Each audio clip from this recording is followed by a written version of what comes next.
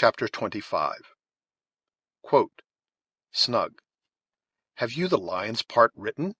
Pray you, if it be, give it to me, for I am slow of study. Quincy. You may do it extempore, for it is nothing but roaring. Unquote. From Midsummer Night's Dream. There was a strange blending of the ridiculous with that which was solemn in this scene. The beast still continued its rolling and apparently untiring movements, though its ludicrous attempt to imitate the melody of David ceased the instant the latter abandoned the field. The words of Gamut were, as has been seen, in his native tongue, and to Duncan they seemed pregnant with some hidden meaning, though nothing present assisted him in discovering the object of their allusion.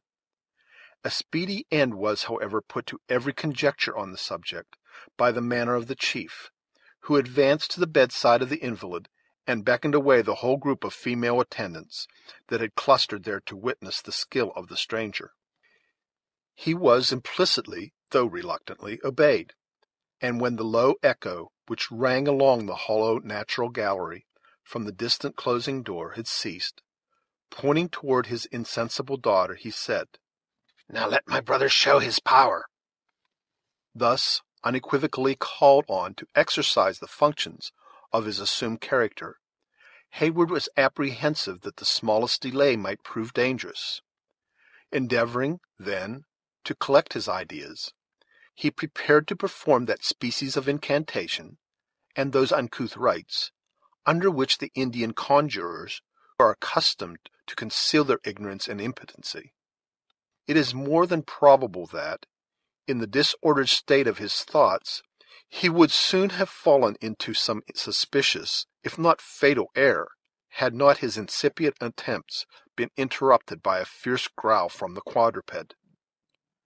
3 several times did he renew his efforts to proceed, and as often was he met by the same unaccountable opposition, each interruption seeming more savage and threatening than the preceding.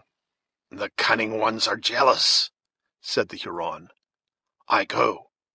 Brother, the woman is the wife of one of my bravest young men. Deal justly by her. Peace, he added, beckoning to the discontented beast to be quiet. I go.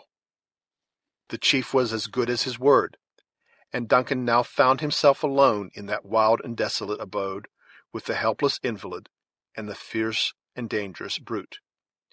He listened to the movements of the Indian with that air of sagacity that a bear is known to possess, until another echo announced that he had also left the cavern, when it turned and came waddling up to Duncan, before whom it seated himself in its natural attitude, erect like a man.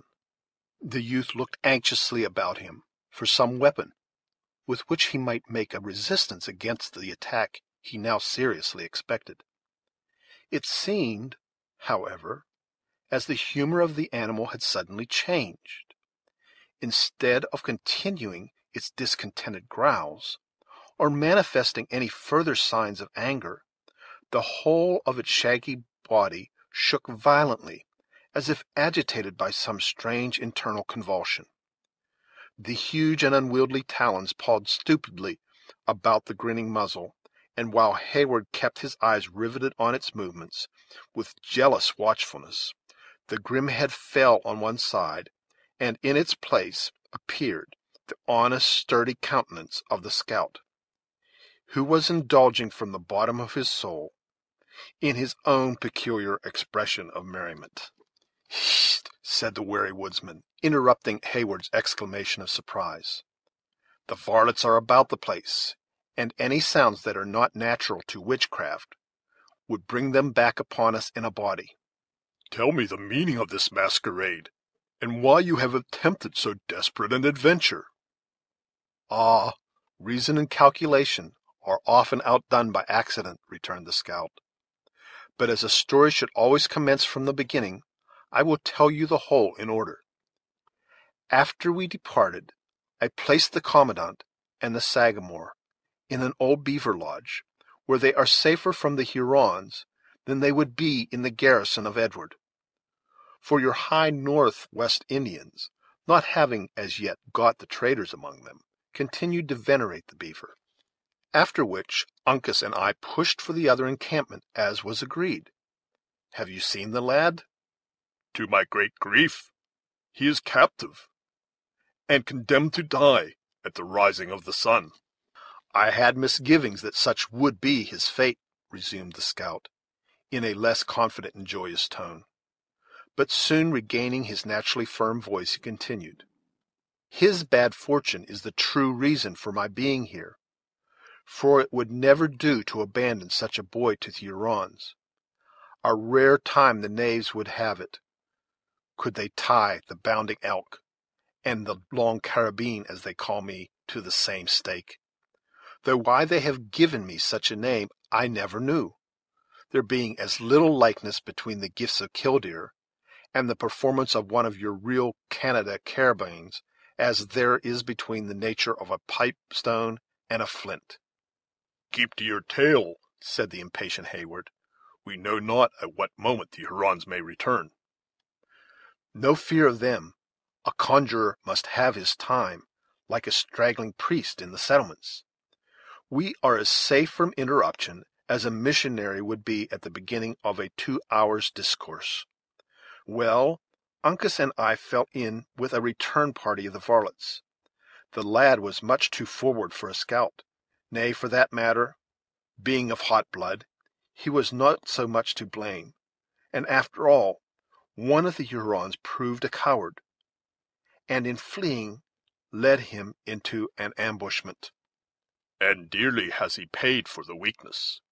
The scout significantly passed his hand across his own throat, and nodded, as if he said, I comprehend your meaning. After which he continued in a more audible, though scarcely more intelligible language. After the loss of the boy, I turned upon the Hurons, as you may judge. There have been scrimmages atween one or two of their outliers and myself, but that is neither here nor there.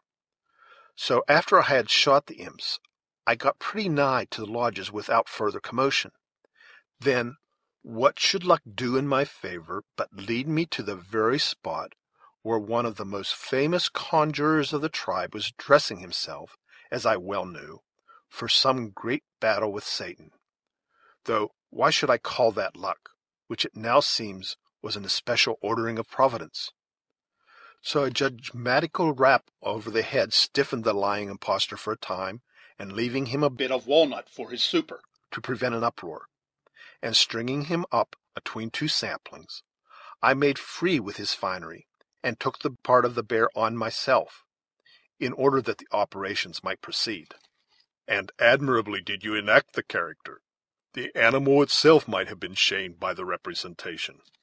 Lord, Major, returned the flattered woodsman, I should be but a poor scholar for one who has studied so long in the wilderness, did I not know how to set forth the movements or nature of such a beast. Had it been now a catamount, or even a full-sized panther, I would have embellished a performance for you worth regarding. But it is no such marvelous feat to exhibit the feats of so dull a beast. Though, for that matter, too, a bear may be overacted. Yes, yes, it is not every imitator that knows nature may be outdone easier than she is equaled. But all our work is yet before us. Where is the gentle one? Heaven knows. I have examined every lodge in the village without discovering the slightest trace of her presence in the tribe. You heard what the singer said as he left us. She is at hand and expects you? I have been compelled to believe he alluded to this unhappy woman. The simpleton was frightened and blundered through his message, but he had a deeper meaning. Here are walls enough to separate the whole settlement. A bear ought to climb, therefore I will take a look above them. There may be honey pots hid in these rocks, and I am a beast, you know, that has a hankering for the sweets. The scout looked behind him, laughing at his own conceit, while he clambered up the partition, imitating as he went the clumsy motions of the beast he represented. But the instant the summit was gained, he made a gesture of silence, and slid down with the utmost precipitation. "She is here," he whispered, "and by that door you will find her."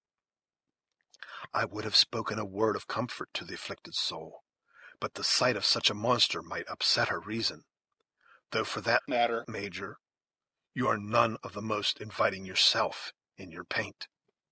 Duncan, who had already swung eagerly forward, drew instantly back on hearing these discouraging words. "Am I then so very revolting?" he demanded with an air of chagrin. "You might not startle a wolf or turn the Royal Americans from a discharge, but I have seen the time when you had better favored look. Your streaked countenances are not ill judged of by the squaws, but young women of white blood give the preference to their own color. See," he added, pointing to a place where the water trickled from a rock, forming a little crystal spring, before it found an issue through the adjacent crevices. "You may easily get rid of the Sagamore's daub, and when you come back, I will try my hand at a new embellishment. It's as common for a conjurer to alter his paint as for a buck in the settlements to change his finery." The deliberate woodsman had little occasion to hunt for arguments to enforce his advice. He was yet speaking when Duncan availed himself of the water. In a moment every frightful or offensive mark was obliterated, and the youth appeared again in the lineaments with which he had been gifted by nature. Thus prepared for an interview with his mistress, he took a hasty leave of his companion, and disappeared through the indicated passage. The scout witnessed his departure with complacency, nodding his head after him, and muttering his good wishes, after which he very coolly set about an examination of the state of the latter. Among the Hurons, the cavern, among other purposes, being used as a receptacle for the fruits of their hunts. Duncan had no other guide than a distant glimmering light, which served, however, the office of a polar star to the lover. By its aid he was enabled to enter the haven of his hopes, which was merely another apartment of the cavern, that had been solely appropriated to the safe keeping of so important a prisoner as the daughter of the commandant of William Henry. It was profusely strewed with the plunder of that unlucky fortress. In the midst of this confusion he found her he sought, pale, anxious, and terrified, but lovely. David had prepared her for such a visit. "Duncan!" she exclaimed, in a voice that seemed to tremble at the sounds created by itself. "Alice!" he answered, leaping carelessly among trunks, boxes, arms, and furniture, until he stood at her side. "I knew you would never desert me," she said, looking up with a momentary glow on her otherwise dejected countenance. "But you are alone. Grateful as it is to be thus remembered, I could wish to think you are not entirely alone." Duncan, observing that she trembled in a manner which betrayed her inability to stand, gently induced her to be seated, while he recounted those leading incidents which it has been our task to accord. Alice listened with breathless interest, and though the young man touched lightly on the sorrows of the stricken father, taking care, however, not to wound the self-love of his auditor, the tears ran as freely down the cheeks of the daughter as though she had never wept before. The soothing tenderness of Duncan, however, soon quieted the first burst of her emotions, and she then heard him to the close with undivided attention, if not with composure. "And now, Alice," he added, "you will see how much is still expected of you, by the assistance of our experienced and invaluable friend, the scout. We may find our way from this savage people, but you will have to exert your utmost fortitude. Remember that you fly to the arms of your venerable parent, and how much his happiness, as well as your own, depends on these exertions." "Can I do otherwise for a father who has done so much for me?" "And for me too, continued the youth, gently pressing the hand he held in both his own. The look of innocence and surprise which he received in return convinced Duncan of the necessity of being more explicit. "This is neither the place nor the occasion to detain you with selfish wishes," he added. "But what heart loaded like mine would not wish to cast its burden? They say misery is the closest of all ties. Our common suffering in your behalf left but little to be explained between your father and myself." And dearest Cora, Duncan, surely Cora was not forgotten? "Not forgotten, no, regretted, as woman was seldom mourned before. Your venerable father knew no difference between his children. But Alice, you will not be offended when I say that to me her worth was in a degree obscured."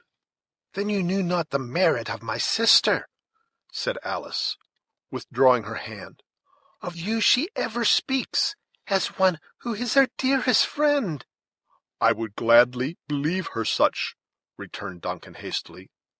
"I could wish her to be even more. But with you, Alice, I have the permission of your father to aspire to a still nearer and dearer tie." Alice trembled violently, and there was an instant during which she bent her face aside, yielding to the emotions common to her sex; but they quickly passed away, leaving her mistress of her deportment, if not of her affections.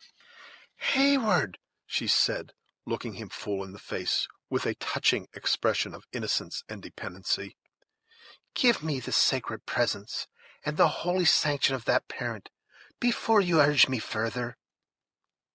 "The more I should not, less I could not say," the youth was about to answer, when he was interrupted by a light tap on his shoulder. Starting to his feet, he turned, and confronting the intruder, his looks fell on the dark form and the malignant visage of Magua. The deep guttural laugh of the savage sounded at such a moment to Duncan like the hellish taunt of a demon. Had he pursued the sudden and fierce impulse of the instant, he would have cast himself on the Huron and committed their fortunes to the issue of a deadly struggle. But without arms of any description, ignorant of what succor his subtle enemy could command, and charged with the safety of one who was just then dearer than ever to his heart, he no sooner entertained than he abandoned the desperate intention. "What is your purpose?" said Alice, meekly folding her arms on her bosom, and struggling to conceal an agony of apprehension in behalf of Hayward, in the usual cold and distant manner with which she received the visits of her captor. The exulting Indian had resumed his austere countenance, though he drew warily back from the menacing glance of the young man's fiery eye. He regarded both his captives for a moment with a steady look, and then, stepping aside, he dropped a log of wood across a door different from that by which Duncan had entered. The latter now comprehended the manner of his surprise, and believing him irretrievably lost, he drew Alice to his bosom, and stood prepared to meet a fate which he hardly regretted, since it was suffered in such company. But Magua meditated no immediate violence. His first measures were very evidently taken to secure his new captive, nor did he even bestow a second glance at the motionless forms at the center of the cavern, until he had completely cut off every hope of retreat through the private outlet he had himself used. He was watched in all his movements by Hayward, who, however, remained firm, still folding the fragile form of Alice to his heart, at once too proud and too hopeless to ask favor of an enemy so often foiled. When Magua had effected his object, he approached his prisoners, and said in English, "The pale faces trap the cunning beavers, but the redskins know how to take the Yengeese." "Huron, do your worst!" exclaimed the excited Hayward, forgetful that a double stake was involved in his life. "You and your vengeance are alike despised." "Will the white men speak these words at the stake?" asked Magua, manifesting at the same time how little faith he had in the other's resolution by the sneer that accompanied his words. "Here, singly in your face, or in the presence of your nation?" "Le Renard Subtil is a great chief," returned the Indian. "He will go and bring his young men to see how bravely a paleface can laugh at tortures."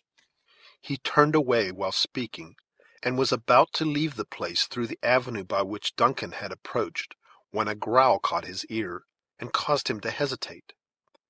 The figure of the bear appeared in the door, where it sat rolling from side to side in its customary restlessness. Magua, like the father of the sick woman, eyed it keenly for a moment, as if to ascertain its character. He was far above the more vulgar superstitions of his tribe, and so soon as he recognized the well-known attire of the conjurer, he prepared to pass it in cool contempt. But a louder and more threatening growl caused him again to pause. Then he seemed as if suddenly resolved to trifle no longer, and moved resolutely forward. The mimic animal, which had advanced a little, retired slowly in his front, until it arrived again at the pass, when, rearing on its hinder legs, it beat the air with its paws, in the manner practised by its brutal prototype. "Fool!" exclaimed the chief in Huron, "go play with the children and squaws. Leave men to their wisdom." He once more endeavored to pass the supposed empiric, scorning even the parade of threatening to use the knife or tomahawk that was pendant from his belt. Suddenly the beast extended its arms, or rather legs, and enclosed him in a grasp that would have vied with far-famed power of the bear's hug itself. Hayward had watched the whole procedure on the part of Hawkeye with breathless interest.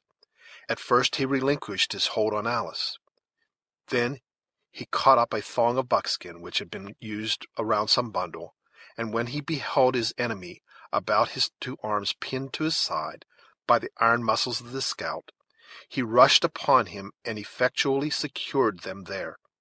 Arms, legs, and feet were encircled in 20 folds of the thong in less time than we have taken to record the circumstance.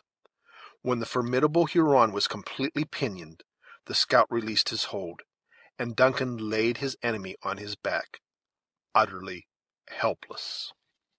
Throughout the whole of this sudden and extraordinary operation, Magua, though he had struggled violently, until assured he was in the hands of one whose nerves were far better strung than his own, had not uttered the slightest exclamation.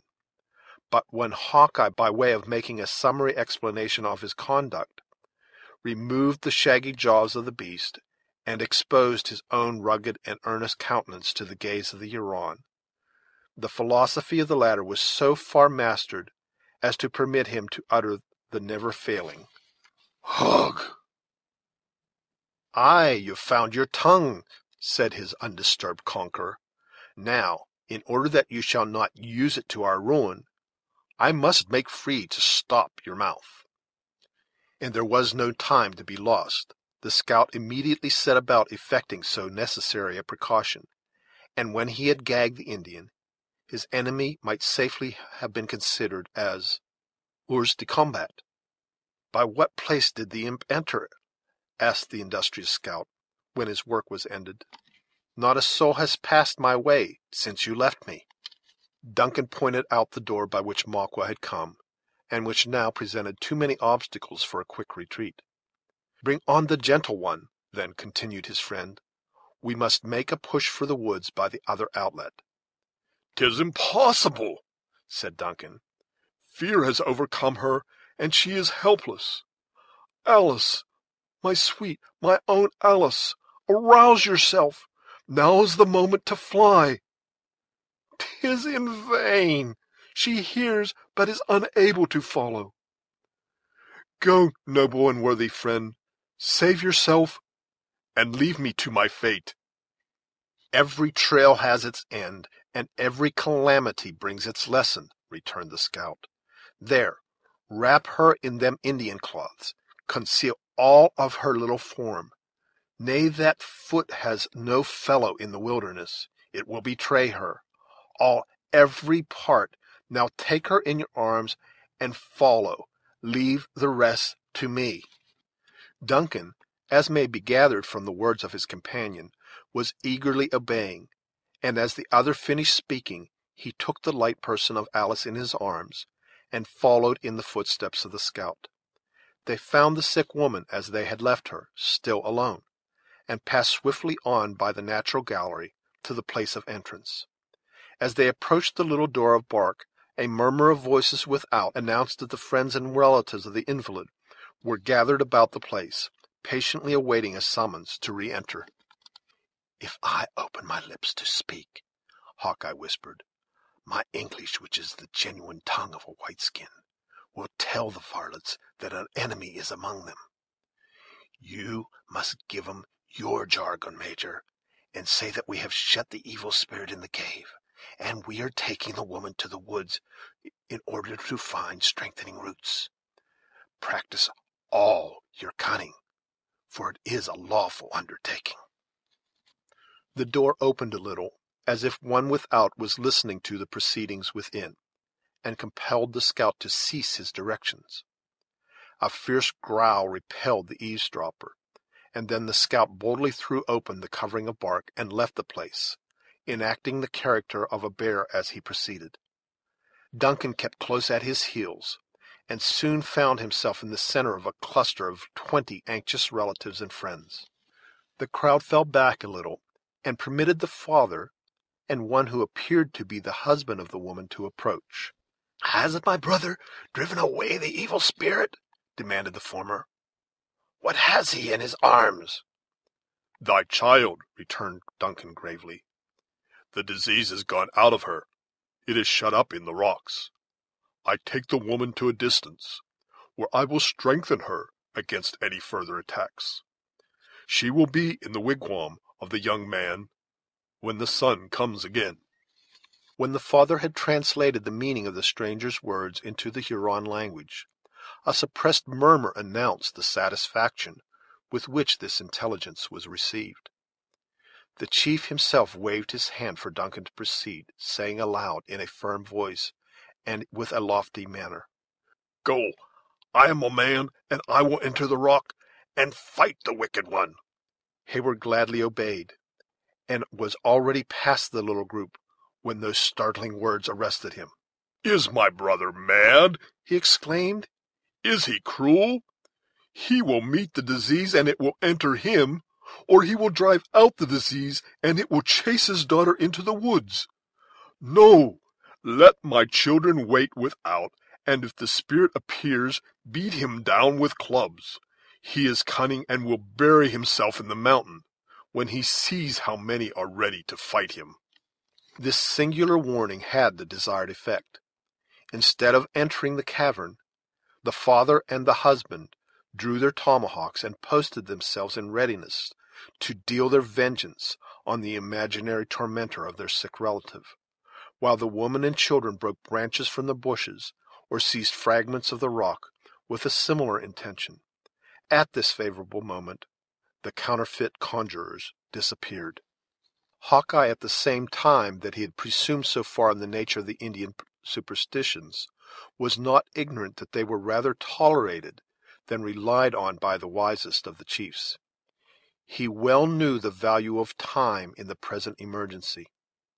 Whatever might be the extent of the self-delusion of his enemies, and however it had tended to assist his schemes, the slightest cause of suspicion, acting on the subtle nature of an Indian, would be likely to prove fatal. Taking the path, therefore, that was most likely to avoid observation, he rather skirted than entered the village. The warriors were still to be seen in the distance, by the fading light of the fires, stalking from lodge to lodge. But the children had abandoned their sports for their beds of skins, and the quiet of night was already beginning to prevail over the turbulence and excitement of so busy and important an evening. Alice revived under the renovating influence of the open air, and as her physical rather than her mental powers had been the subject of weakness, she stood in no need of any explanation of that which had occurred. "Now let me make an effort to walk," she said, as they had entered the forest, blushing, though unseen, that she had not been sooner able to quit the arms of Duncan. "I am indeed restored." "Nay, Alice, you are yet too weak." The maiden struggled gently to release herself, and Heyward was compelled to part with his precious burden. The representative of the bear had certainly been an entire stranger to the delicious emotions of the lover, while his arms encircled his mistress, and he was perhaps a stranger also to the nature of that feeling of ingenuous shame that oppressed the trembling Alice. But when he found himself at a suitable distance from the lodges, he made a halt, and spoke on a subject of which he was thoroughly the master. "This path will lead you to the brook," he said. "Follow its northern bank until you come to a fall. Mount the hill on your right, and you will see the fires of the other people. There you must go and demand protection. If they are true Delawares, you will be safe. A distant flight with that gentleman, just now, is impossible. The Hurons would follow up our trail and master our scalps before we got a dozen miles. Go, and Providence be with you." "And you?" demanded Heyward in surprise. "Surely we not part here." "The Hurons hold the pride of the Delawares, the last of the high blood of the Mohicans, in their power," returned the scout. "I go to see what can be done in his favor. Had they mastered your scalp, Major, a knave should have fallen for every hair it held, as I promised. But if the young Sagamore is to be led to the stake, the Indians shall also see how a man without a cross can die." Not in the least offended with the decided preference that the sturdy woodsman gave to one who might in some degree be called the child of his adoption, Duncan still continued to urge such reasons against so desperate an effort as presented themselves. He was aided by Alice, who mingled her entreaties with those of Heyward, that he would abandon a resolution that promised so much danger with so little hope of success. Their eloquence and ingenuity were expended in vain. The scout heard them attentively but impatiently, and finally closed the discussion by answering in a tone that instantly silenced Alice, while it told Heyward how fruitless any further remonstrances would be. "I have heard," he said, "that there is a feeling in youth which binds man to woman closer than father is tied to the son. It may be so. I have seldom been where women of my color dwell, but such may be the gifts of nature in the settlements. You have risked life and all that is dear to you to bring off this gentle one, and I suppose that some such disposition is at the bottom of it all. As for me, I taught the lad the real character of a rifle, and well has he paid me for it. I fought at his side in many a bloody scrimmage, and so long as I could hear the crack of his piece in one ear, and that of the Sagamore in the other, I knew no enemy was on my back. Winters and summer, nights and days we have roved the wilderness in company, eating of the same dish, one sleeping while the other watched, and afore it shall be said that Uncas was taken to the torment and I at hand, there is but a single ruler of us all, whatever may the color of the skin, and him I call to witness, that before the Mohican boy shall perish for the want of a friend, good faith shall depart the earth, and killdeer become as harmless as the tooting weapon of the singer." Duncan released his hold on the arm of the scout, who turned and steadily retraced his steps toward the lodges, after pausing a moment to gaze at his retiring form. The successful and yet sorrowful Heyward and Alice took their way together toward the distant village of the Delawares. End of chapter 25. Chapter 26. Quote, "Bought Let me play the lion too." Unquote. From Midsummer Night's Dream. Notwithstanding the high resolution of Hawkeye, he fully comprehended all the difficulties and danger he was about to incur. In his return to the camp, his acute and practised intellects were intently engaged in devising means to counteract the watchfulness and suspicion on the part of his enemies, that he knew were, in no degree, inferior to his own.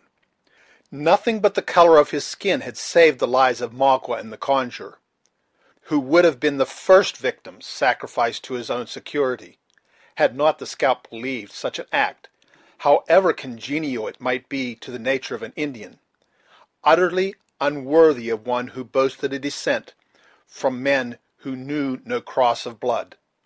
Accordingly, he trusted to the withes and ligaments with which he had bound his captives, and pursued his way directly toward the center of the lodges.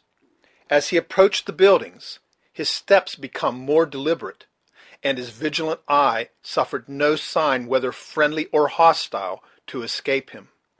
A neglected hut was a little in advance of the others, and appeared as if it had been deserted when half completed, most probably on account of failing in some of the more important requisites, such as wood or water. A faint light glimmered through its cracks, however, and announced that, notwithstanding its imperfect structure, it was not without a tenant. Thither then the scout proceeded, like a prudent general who was about to feel the advanced positions of his enemy before he hazarded the main attack. Throwing himself into a suitable posture for the beast he represented, Hawkeye crawled to a little opening where he might command a view of the interior. It proved to be the abiding place of David Gamut. Hither the faithful singing master had now brought himself, together with all his sorrows, his apprehensions, and his meek dependence on the protection of Providence. At the precise moment when his ungainly person came under the observation of the scout in the manner just mentioned, the woodsman himself, though in his assumed character, was the subject of the solitary being's profounded reflections. However implicit the faith of David was in the performance of ancient miracles, he eschewed the belief of any direct supernatural agency in the management of modern morality. In other words, while he had implicit faith in the ability of Balaam's ass to speak, he was somewhat skeptical on the subject of a bear's singing, and yet he had been assured of the latter on the testimony of his own exquisite organs. There was something in his air and manner that betrayed to the scout the utter confusion of the state of his mind. He was seated on a pile of brush, a few twigs from which occasionally fed his low fire, with his head leaning on his arm, in a posture of melancholy musing. The costume of the votary of music had undergone no other alteration from that so lately described, except that he had covered his bald head with the triangular beaver, which had not proved sufficiently alluring to excite the cupidity of any of his captors. The ingenious Hawkeye, who recalled the hasty manner in which the other had abandoned his post at the bedside of the sick woman, was not without his suspicions concerning the subject of so much solemn deliberation. First making the circuit of the hut, and ascertaining that it stood quite alone, and that the character of his inmate was likely to protect it from visitors, he ventured through its low door into the very presence of Gamut. The position of the latter brought the fire between them, and when Hawkeye had seated himself on end, near a minute lapsed, during which the two remained regarding each other without speaking. The suddenness and the nature of the surprise had nearly proved too much for, we will not say the philosophy, but for the pitch and resolution of David. He fumbled for his pitch pipe, and arose with a confused intention of attempting a musical exorcism. "Dark and mysterious monster!" he exclaimed, while with trembling hands he disposed of his auxiliary eyes and sought his never failing resource in trouble, the gifted version of the Psalms. I know not your nature nor intents, but if aught you meditate against the person and rights of one of the humblest servants of the temple, listen to the inspired language of the youth of Israel, and repent." The bear shook his saggy sides, and then a well-known voice replied, "Put up the tooting weapon, and teach your throat modesty. 5 words of plain and comprehensible English are worth just now an hour of squalling." "What art thou?" demanded David, utterly disqualified to pursue his original intention, and nearly gasping for breath. "A man like yourself, and one whose blood is as little tainted by the cross of a bear or an Indian as your own. Have you so soon forgotten from whom you received the foolish instrument you hold in your hand?" "Can these things be?" returned David, breathing more freely as the truth began to dawn upon him. "I have found many marvels during my sojourn with the heathen, but surely nothing to excel this." "Come, come," returned Hawkeye, uncasing his honest countenance, the better to assure the wavering confidence of his companion. "You may see a skin which, if it be not as white as one of the gentle ones, has no tinge of red to it that the winds of heaven and sun have not bestowed. Now let us to business." "First tell me of the maiden, and of the youth who so bravely sought her," interrupted David. "Ay, they are happily freed from the tomahawks of these varlets. But can you put me on the scent of Uncas?" "The young man is in bondage, and much I fear his death is decreed. I greatly mourn that one so well disposed should die in his ignorance, and I have sought a goodly hymn." "Can you lead me to him?" "The task will not be difficult," returned David, hesitating. "though I greatly fear your presence would rather increase than mitigate his unhappy fortunes." "No more words, but lead on," returned Hawkeye, concealing his face again, and setting the example in his own person by instantly quitting the lodge.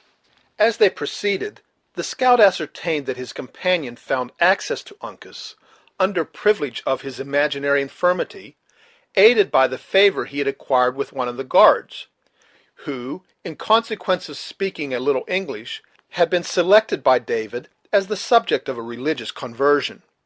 How far the Huron comprehended the intentions of his new friend may well be doubted, but as exclusive attention is as flattering to a savage as a more civilized individual, it had produced the effect we have mentioned. It is unnecessary to repeat the shrewd manner with which the scout extracted these particulars from the simple David. Neither shall we dwell in this place on the nature of the instruction he delivered, when completely master of all the necessary facts, as the whole will be sufficiently explained to the reader in the course of the narrative. The lodge in which Uncas was confined was in the very center of the village, and in a situation, perhaps, more difficult than any other to approach or leave without observation. But it was not the policy of Hawkeye to affect the least concealment. Presuming on his disguise and his ability to sustain the character he had assumed, he took the most plain and direct route to the place. The hour, however, afforded him some little of that protection which he appeared so much to despise.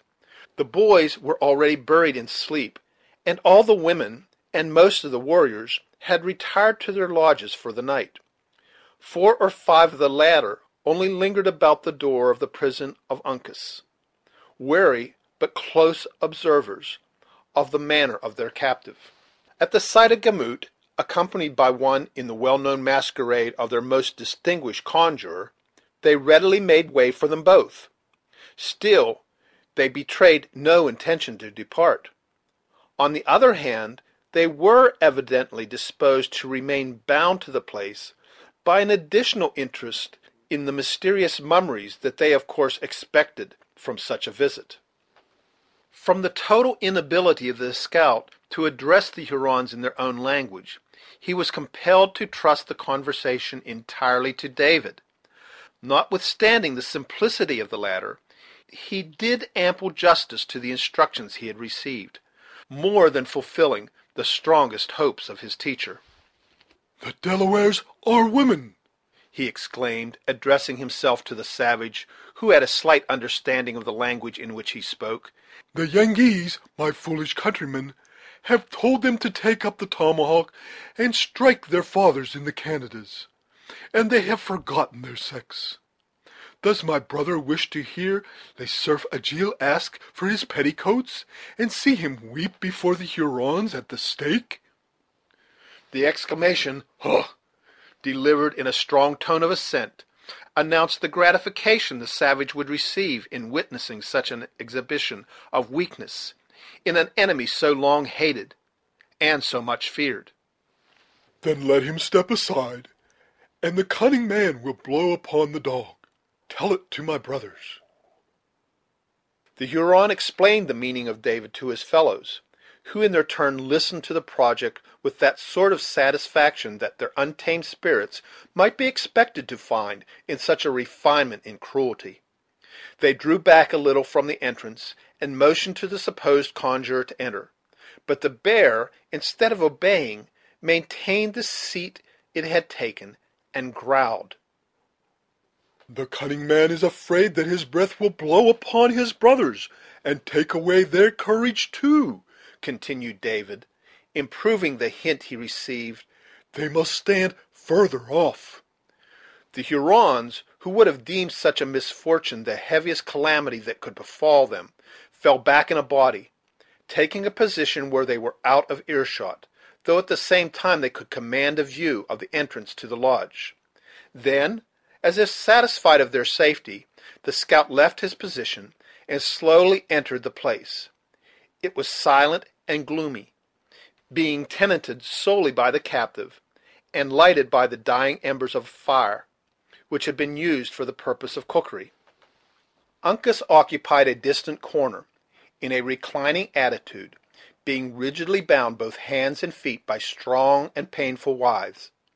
When the frightful object first presented itself to the young Mohican, he did not deign to bestow a single glance on the animal.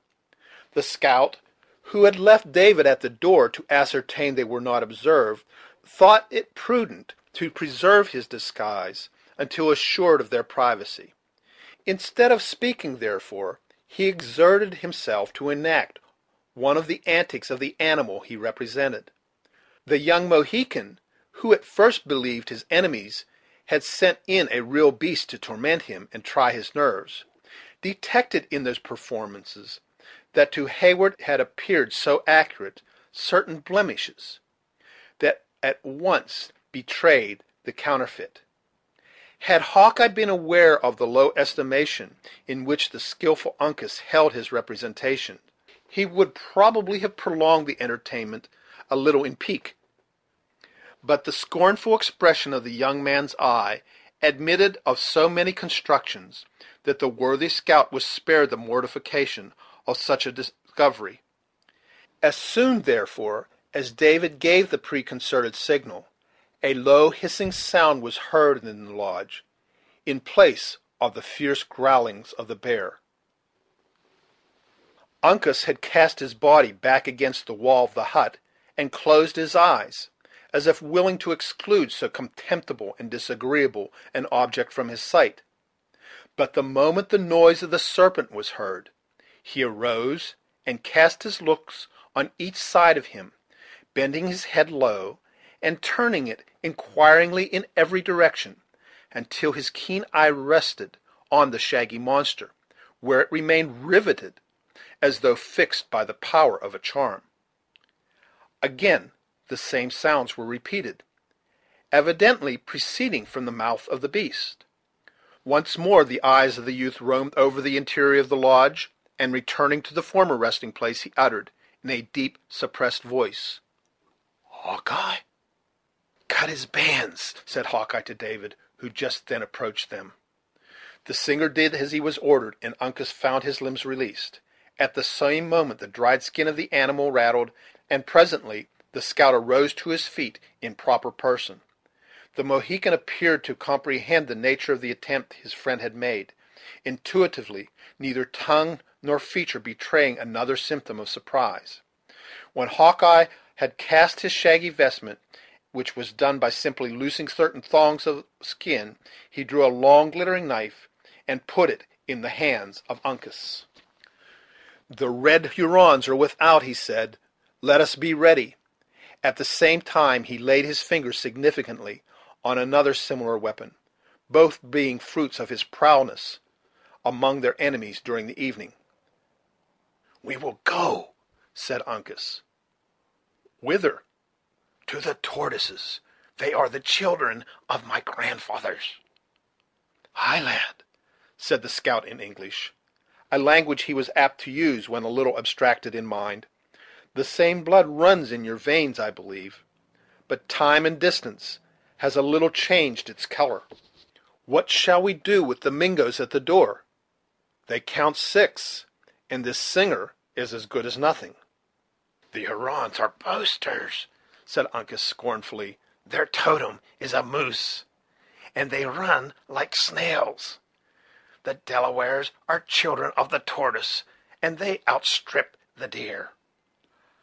"Ay, lad, there is truth in what you say, and I doubt not, on a rush, you would pass the whole nation, and, in a straight race of 2 miles, would be in and get your breath again, afore a knave of them all was within hearing of the other village. But the gift of a white man lies more in his arms than in his legs. As for myself, I can brain a Huron as well as a better man, but when it comes to a race, the knaves would prove too much for me." Uncas, who had already approached the door in readiness to lead the way, now recoiled and placed himself once more in the bottom of the lodge. But Hawkeye, who was too much occupied with his own thoughts to note the movement, continued speaking more to himself than to his companion.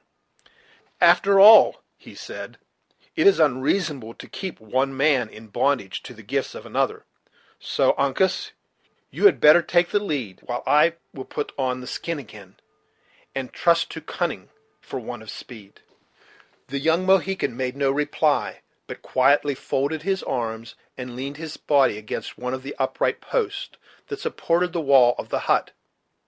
"Well," said the scout, looking at him, "why do you tarry? There will be time enough for me, as the knaves will give chase to you at first." "Uncas will stay," was the calm reply. "For what?" "To fight with his father's brother, and die with the friend of the Delawares." "Ay, lad," returned Hawkeye, squeezing the hand of Uncas between his own iron fingers, "'twould have been more like a Mingo than a Mohican had you left me; but I thought I would make the offer, seeing that youth commonly loves life. Well, what can't be done by main courage in war must be done by circumvention. Put on the skin. I doubt not you can play the bear nearly as well as myself." Whatever might have been the private opinion of Uncas of their respective abilities in this particular, his grave countenance manifested no opinion of his superiority. He silently and expeditiously encased himself in the covering of the beast, and then awaited such other movements as his more aged companion saw fit to dictate. "Now, friend," said Hawkeye, addressing David, "an exchange of garments will be a great convenience to you, inasmuch as you are but little accustomed to the makeshifts of the wilderness. Here, take my hunting shirt and cap, and give me your blanket and hat. You must trust me with the book and the spectacles, as well as the tutor too. If we ever meet again in better times, you shall have all back again, with many thanks into the bargain." David parted with the several articles named with a readiness that would have done great credit to his liberality, had he not certainly profited in many particulars by the exchange. Hawkeye was not long assuming his borrowed garments, and when his restless eyes were hid behind the glasses, and his head was surmounted by the triangular beaver, as their statures were not dissimilar, he might readily have passed for the singer by starlight. As soon as these dispositions were made, the scout turned to David, and gave him his parting instructions. "Are you much given to cowardice?" he bluntly asked, by way of obtaining a suitable understanding of the whole case before he ventured a prescription. My pursuits are peaceful, and my temper, I humbly trust, is greatly given to mercy and love," returned David, a little nettled at so direct an attack on his manhood. "but there are none who can say that I have ever forgotten my faith in the Lord, even in the greatest straits." "Your chiefest danger will be at the moment when the savages find out they have been deceived. If you are not then knocked on the head, your being a non-composer will protect you, and you'll then have a good reason to expect to die in your bed. If you stay, it must be to sit down here in the shadow, and take the part of Uncas, until such time as the cunning of the Indians discover the cheat, when, as I have already said, your times of trial will come. So choose for yourself, to make a rush, or tarry here." "Even so," said David firmly. "I will abide in the place of the Delaware. Bravely and generously has he battled in my behalf, and this and more will I dare in his service." "You have spoken as a man, and like one who, under wiser schooling, would have been brought to better things. Hold your head down, and draw in your legs. Their formation might tell the truth too early. Keep silent as long as may be, and it would be wise, when you do speak, to break suddenly in one of your shoutings, which will serve to remind the Indians that you are not altogether as responsible as men should be. If, however, they take your scalp, as I trust and believe they will not, depend on it, Uncas and I will not forget the deed, but revenge it, as becomes true warriors and trusty friends." "Hold!" said David, perceiving that with this assurance they were about to leave him. "I am an unworthy and humble follower of one who taught not the damnable principle of revenge. Should I fall, therefore, seek no victims to my manes, but rather forgive my destroyers. And if you remember them at all, let it be in prayers for the enlightening of their minds, and for their eternal welfare." The scout hesitated, and appeared to muse. "There is a principle in that," he said, "different from the law of the woods, and yet it is fair and noble to reflect upon." Then, heaving a heavy sigh, probably among the last he ever drew in pining for a condition he had so long abandoned, he added, "It is what I would wish to practice myself, as one without a cross of blood, though it is not always easy to deal with an Indian as you would with a fellow Christian. God bless you, friend. I do believe your scent is not greatly wrong when the matter is duly considered, and keeping eternity before the eyes, though much depends on the natural gifts and the force of temptation." So saying, the scout returned and shook David cordially by the hand, after which act of friendship he immediately left the lodge, attended by the new representative of the beast. The instant Hawkeye found himself under the observation of the Hurons, he drew up his tall form in the rigid manner of David, threw out his arm in the act of keeping tune, and commenced what he intended for an imitation of his psalmody. Happily for the success of this delicate adventure, he had to deal with ears but little practised in the concord of sweet sounds, or the miserable effort would infallibly have been detected. It was necessary to pass within dangerous proximity of the dark group of the savages, and the voice of the scout grew louder as they drew nigher. When at the nearest point, the Huron who spake the English thrust out an arm and stopped the supposed singing master. "The Delaware dog!" he said, leaning forward and peering through the dim light to catch the expression of the other's features. "Is he afraid? Will the Hurons hear his groans?" A growl so exceedingly fierce and natural proceeded from the beast that the young Indian released his hold and started aside, as if to assure himself that it was not a veritable bear, and no counterfeit, that was rolling before him. Hawkeye, who feared his voice would betray him to his subtle enemies, gladly profited by the interruption, to break out anew in such a burst of musical expression as would probably, in a more refined state of society, been termed a grand crash. Among his actual auditors, however, it merely gave him an additional claim to that respect which they never withhold from such as are believed to be the subject of mental alienation. The little knot of Indians drew back in a body, and suffered, as they thought, the conjurer and his inspired assistant to proceed. It required no common exercise of fortitude in Uncas and the scout to continue the dignified and deliberate pace they had assumed in passing the lodge, especially as they immediately perceived that curiosity had so far mastered fear as to induce the watchers to approach the hut in order to witness the effect of the incantations. The least injudicious or impatient movement on the part of David might betray them, and time was absolutely necessary to ensure the safety of the scout. The loud noise the latter conceived it politic to continue drew many curious gazers to the doors of the different huts as they passed, and once or twice a dark-looking warrior stepped across their path, led to the act by superstition and watchfulness. They were not, however, interrupted, the darkness of the hour and the boldness of the attempt proving their principal friends.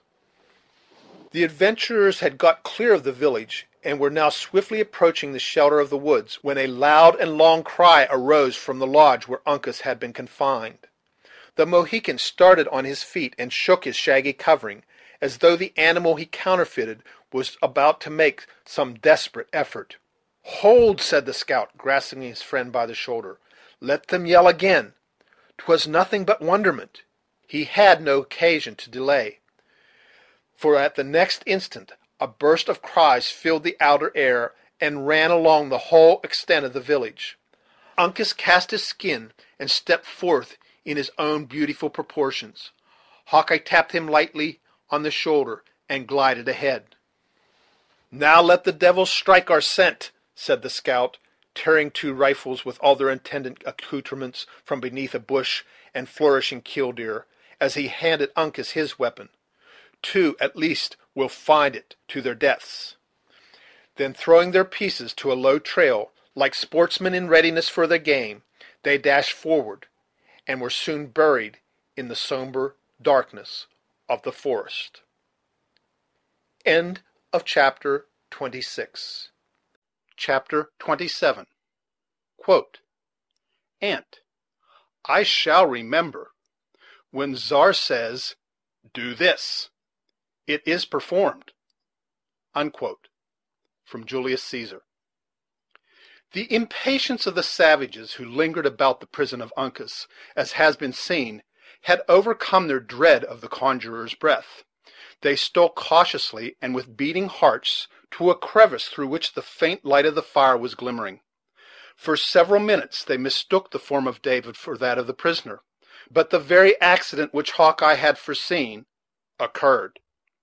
Tired of keeping the extremities of his long person so near together, the singer gradually suffered the lower limbs to extend themselves, until one of his misshapen feet actually came in contact with and shoved aside the embers of the fire.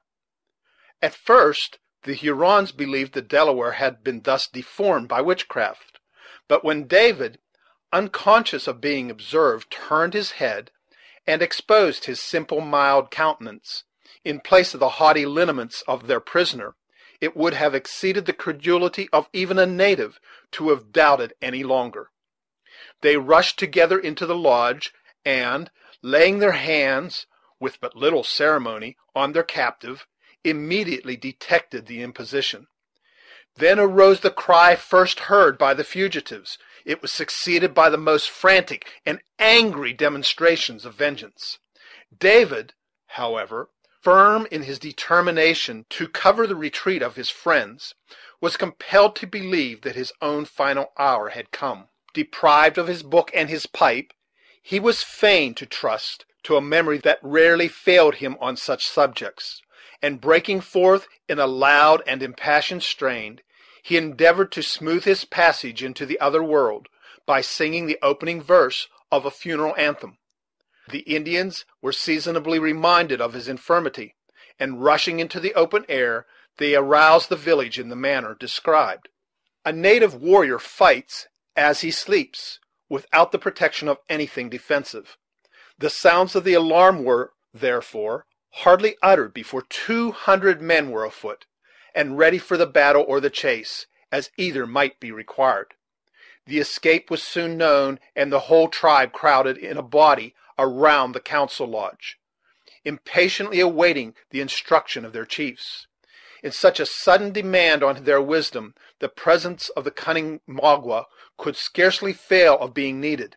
His name was mentioned, and all looked around in wonder that he did not appear. Messengers were then dispatched to his lodge, requiring his presence. In the meantime, some of the swiftest and most discreet of the young men were ordered to make the circuit of the clearing under cover of the woods, in order to ascertain that their suspected neighbors, the Delawares, designed no mischief. Women and children ran to and fro, and, in short, the whole encampment exhibited another scene of wild and savage confusion. Gradually, however, these symptoms of disorder diminished, and in a few minutes the oldest and most distinguished chiefs were assembled in the lodge, in grave consultation. The clamor of many voices soon announced that a party approached who might be expected to communicate some intelligence that would explain the mystery of the novel surprise. The crowd without gave way, and several warriors entered the place, bringing with them the hapless conjurer, who had been left so long by the scout in duress. Notwithstanding this man was held in very unequal estimation among the Hurons, some believing implicitly in his power, and others deeming him an impostor, he was now listened to by all with the deepest attention. When his brief story was ended, the father of the sick woman stepped forth, and, in a few pithy expressions, related in his turn what he knew. These two narratives gave a proper direction to the subsequent inquiries, which were now made with the characteristic cunning of savages. Instead of rushing in a confused and disorderly throng to the cavern, 10 of the wisest and firmest among the chiefs were selected to prosecute the investigation. As no time was to be lost, the instant the choice was made, the individuals appointed rose in a body and left the place without speaking. On reaching the entrance, the younger men in advance made way for their seniors, and the whole proceeded along the low, dark gallery with the firmness of warriors ready to devote themselves to the public good, though at the same time secretly doubting the nature of the power with which they were about to contend. The outer apartment of the cavern was silent and gloomy. The woman lay in her usual place and posture, though there were those present who affirmed that they had seen her borne to the woods by the supposed medicine of the white men. Such a direct and palpable contradiction of the tale related by the father caused all eyes to be turned on him. Chafed by these silent imputation, and inwardly troubled by so unaccountable a circumstance, the chief advanced to the side of the bed, and, stooping, cast an incredulous look at the features, as if distrusting their reality. His daughter was dead. The unerring feeling of nature for a moment prevailed, and the old warrior hid his eyes in sorrow. Then, recovering his self-possession, he faced his companion, and, pointing toward the corpse, he said, in the language of his people, "The wife of my young man has left us. The Great Spirit is angry with his children." The mournful intelligence was received in solemn silence. After a short pause, one of the elder Indians was about to speak, when a dark-looking object was seen rolling out of an adjoining apartment into the very center of the room where they stood. Ignorant of the nature of the beings they had to deal with, the whole party drew back a little, and, rising on end, exhibited the distorted but still fierce and sullen features of Magua. The discovery was succeeded by a general exclamation of amazement. As soon, however, as the true situation of the chief was understood, several knives appeared, and his limbs and tongue were quickly released. The Huron arose, and shook himself like a lion quitting his lair. Not a word escaped him, though his hand played convulsively with the handle of his knife, while his lowering eyes scanned the whole party as if they sought an object suited for the first burst of his vengeance. It was happy for Uncas and the scout, and even David, that they were all beyond the reach of his arm at such a moment, for assuredly no refinement in cruelty would then have deferred their deaths.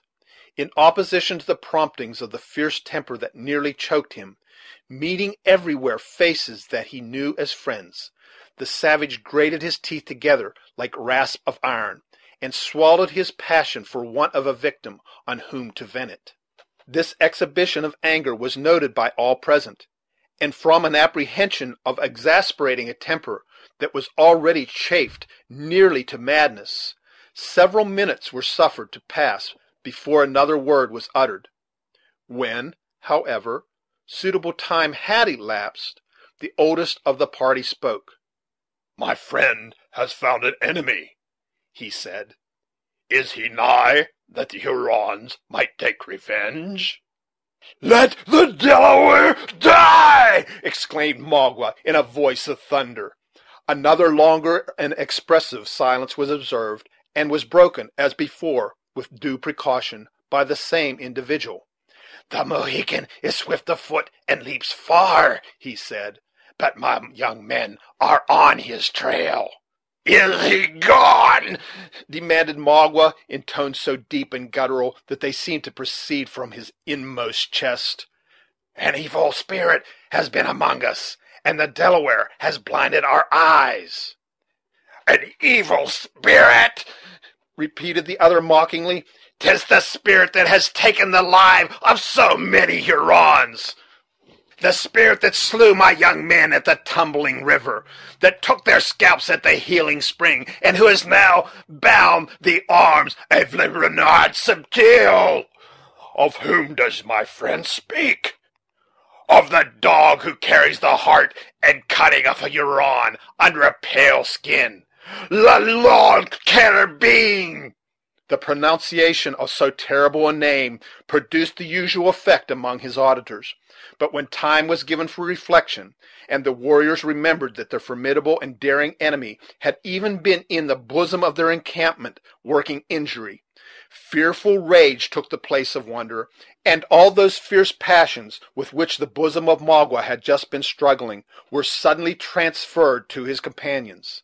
Some among them gnashed their teeth in anger, others vented their feelings in yells, and some again beat the air as frantically as if the object of their resentment were suffering under their blows. But this sudden outbreaking of temper as quickly subsided in the still and sullen restraint they most affected in their moments of inaction. Magua, who had in his turn found leisure for reflection, now changed his manner, and assumed the air of one who knew how to think and act with a dignity worthy of so grave a subject. "Let us go, my people," he said. "They wait for us." His companions consented in silence, and the whole of the savage party left the cavern and returned to the council lodge. When they were seated, all eyes turned on Magua, who understood from such an indication that, by common consent, they had devolved the duty of relating what had passed on him. He arose and told his tale without duplicity or reservation. The whole deception practiced by both Duncan and Hawkeye was, of course, laid naked, and no room was found, even for the most superstitious of the tribe, any longer to affix a doubt on the character of the occurrences. It was but too apparent that they had been insultingly, shamefully, disgracefully deceived. When he had ended and resumed his seat, the collected tribe, for his auditors in substance included all the fighting men of the party, sat regarding each other like men astonished equally at the audacity and the success of their enemies. The next consideration, however, was the means and opportunities for revenge. Additional pursuers were sent on the trail of the fugitives, and then the chiefs applied themselves in earnest to the business of consultation. Many different expedients were proposed by the elder warriors in succession, to all of which Maqua was a silent and respectful listener.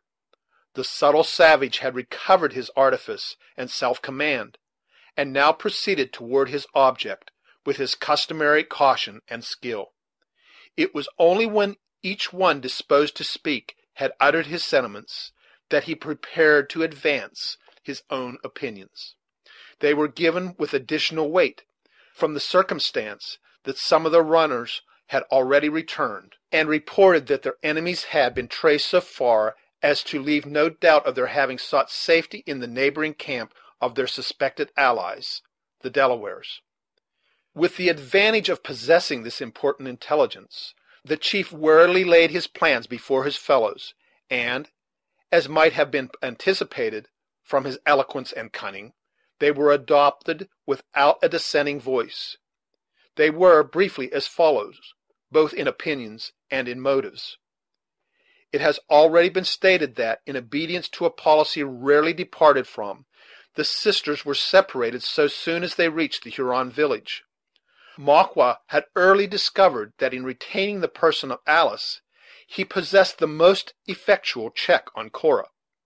When they parted, therefore, he kept the former within reach of his hand, consigning the one he most valued to the keeping of their allies. The arrangement was understood to be merely temporary, and was made as much with a view to flatter his neighbors as in obedience of the invariable rule of Indian policy. While goaded incessantly by these revengeful impulses that in a savage seldom slumber, the chief was still attentive to his more permanent personal interest. The follies and disloyalty committed in his youth were to be expiated by a long and painful penance, ere he could be restored to the full enjoyment of the confidence of his ancient people; and without confidence there could be no authority in an Indian tribe. In this delicate and arduous situation, the crafty native had neglected no means of increasing his influence, and one of the happiest of his expedients had been the success with which he had cultivated the favor of their powerful and dangerous neighbors. The result of this experiment had answered all the expectations of his policy, for the Hurons were in no degree exempt from that governing principle of nature which induces man to value his gifts precisely in the degree that they are appreciated by others. But while he was making this ostensible sacrifice to general considerations, Maqua never lost sight of his individual motives.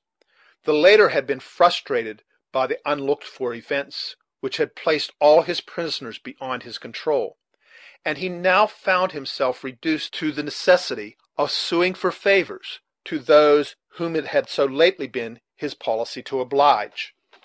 Several of the chiefs had proposed deep and treacherous schemes to surprise the Delawares, and by gaining possession of their camp, to recover their prisoners by the same blow; for all agreed that their honor, their interest, and the peace and happiness of their dead countrymen imperiously required them speedily to immolate some victims to their revenge. But plans so dangerous to attempt, and of such doubtful issue, Maqua found little difficulty in defeating. He exposed their risk and fallacy with his usual skill, and it was only after he had removed every impediment in the shape of opposing advice that he ventured to propose his own projects. He commenced by flattering the self-love of his auditors, a never-failing method of commanding attention. When he had enumerated the many different occasions on which the Hurons had exhibited their courage and prowess in the punishment of insults, he digressed in a high encomium on the virtue of wisdom. He painted the quality as forming the great point of difference between the beaver and other brutes, between the brutes and men, and finally between the Hurons in particular and the rest of the human race. After he had sufficiently extolled the property of discretion, he undertook to exhibit in what manner its use was applicable to the present situation of their tribe. On the one hand, he said, was their great pale father, the governor of the Canadas, who had looked upon his children with a hard eye since their tomahawks had been so red. On the other, a people as numerous as themselves, who spoke a different language, possessed different interests, and loved them not, and who would be glad of any pretense to bring them in disgrace with the great white chief.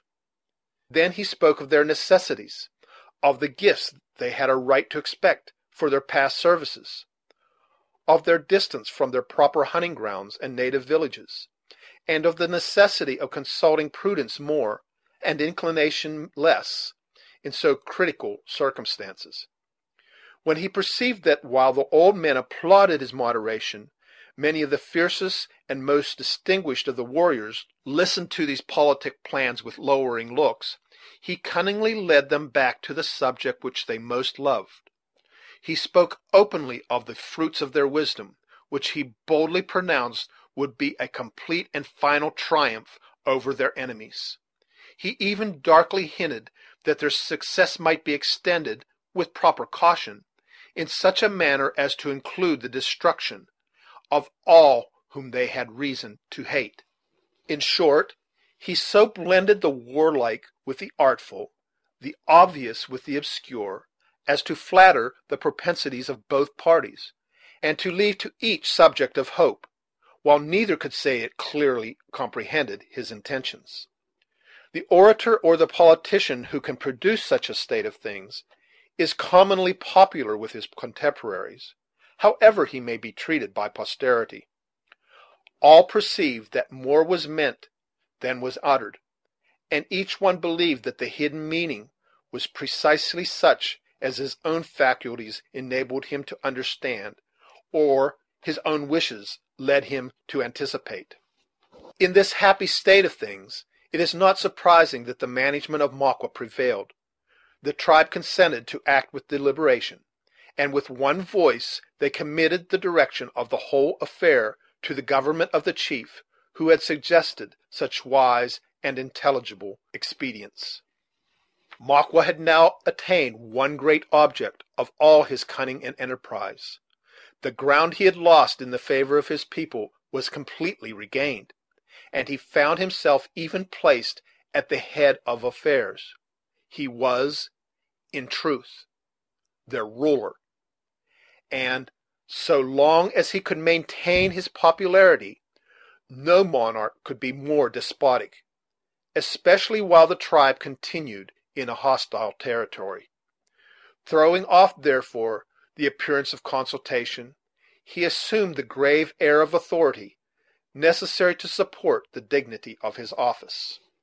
Runners were dispatched for intelligence in different directions. Spies were ordered to approach and feel the encampment of the Delawares.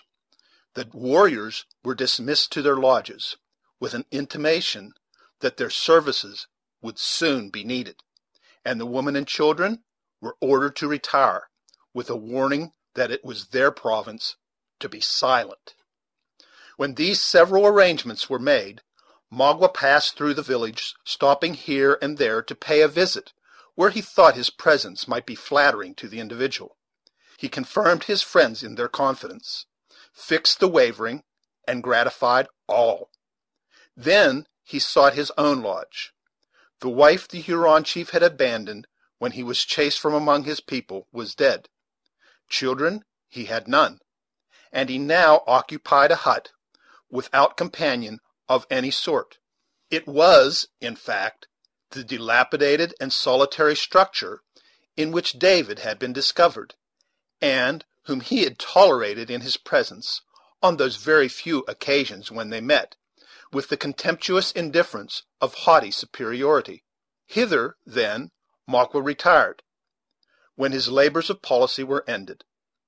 While others slept, however, he neither knew or sought repose.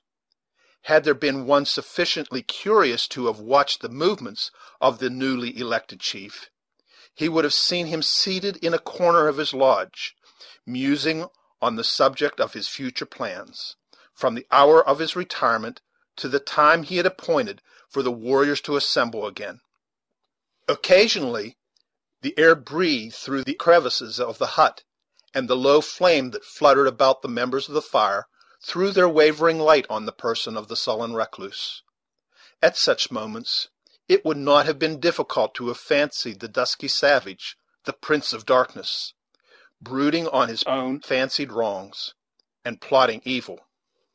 Long before the day dawned, however, warrior after warrior entered the solitary hut of Maqua, until they had collected to the number of 20.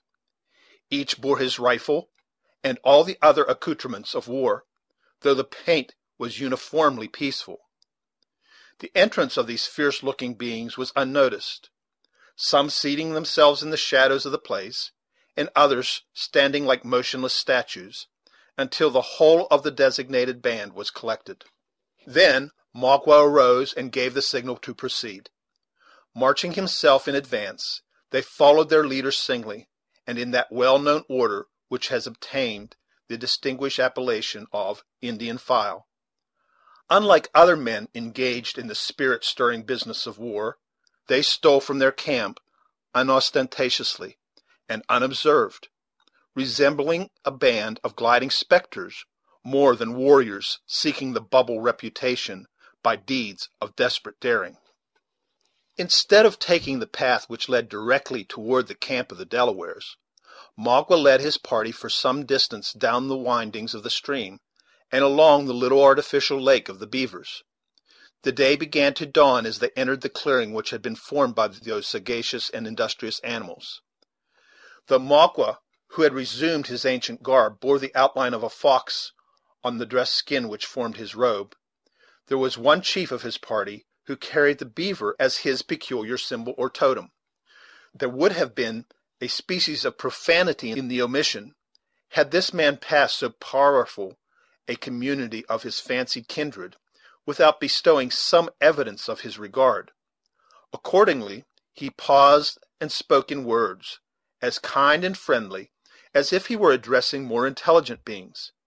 He called the animals his cousins, and reminded them that his protecting influence was the reason they remained unharmed, while many avaricious traders were prompting the Indians to take their lives. He promised a continuance of his favors, and admonished them to be grateful. After which he spoke of the expedition in which he was himself engaged, and intimated, though with sufficient delicacy in circumlocution, the expediency of bestowing on their relative a portion of that wisdom for which they were so renowned. Footnote: These harangues of the beast were frequent among the Indians. They often addressed their victims in this way, reproaching them for cowardice, or commending their resolution, as they may happen to exhibit fortitude, or the reverse, in suffering. End footnote. During the utterance of this extraordinary address, the companions of the speaker were as grave and as attentive to his language as though they were all equally impressed with its propriety. Once or twice black objects were seen rising to the surface of the water, and the Huron expressed pleasure, conceiving that his words were not bestowed in vain. Just as he ended his address, the head of a large beaver was thrust from the door of a lodge, whose earthen walls had been much injured, and which the party had believed from its situation to be uninhabited. Such an extraordinary sign of confidence was received by the orator as a highly favorable omen, and though the animal retreated a little precipitately, he was lavish on his thanks and commendations. When Maqua thought sufficient time had been lost in gratifying the family affection of the warrior, he again made the signal to proceed, as the Indians moved away in a body. and with a step that would have been inaudible to the ears of any common man. The same venerable looking beaver once more ventured his head from its cover. Had any of the Hurons turned to look behind them, they would have seen the animal watching their movements, with an interest and sagacity that might easily have been mistaken for reason. Indeed, so very distinct and intelligible were the devices of the quadruped, that even the most experienced observer would have been at a loss to account for its actions, until the moment when the party entered the forest, when the whole would have been explained by seeing the entire animal issue from the lodge, uncasing by the act the grave features of Chingachgook from his mask of fur. Chapter 27.